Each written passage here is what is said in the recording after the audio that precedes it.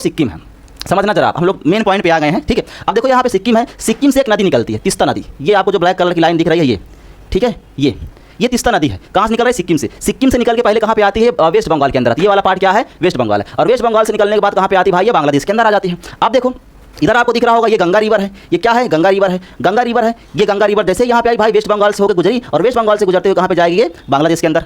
हम तो बोलते भाई गंगा रिवर है हमारी, और जैसे ही ये बांग्लादेश के अंदर एंट्री करती है, बांग्लादेश जैसे एंट्री करेगी तो बांग्लादेश वाले इसको नाम देते हैं पद्मा नाम देते हैं। उसी तरह चाइना से होते हुए एक और रिवर आती है, ब्रह्मपुत्र आती है। असम से होते हुए ये कहाँ पे एंट्री कर देती है भाई? बांग्लादेश के अंदर एंट्री कर देती है। ठीक है, और जब ये बांग्लादेश में एंट्री करती है तो बांग्लादेश वाले इसी ब्रह्मपुत्र नदी को बोलते हैं यमुना नदी। ठीक है, यमुना नदी बोलेंगे। अब यही तीस्ता रिवर जो सिक्किम से निकल के वेस्ट बंगाल होते हुए बांग्लादेश में एंट्री करती है, वहाँ जब एंट्री करने के बाद वेस्ट बंगाल में आती है तो ये ब्रह्मपुत्र नदी से मिल जाती है।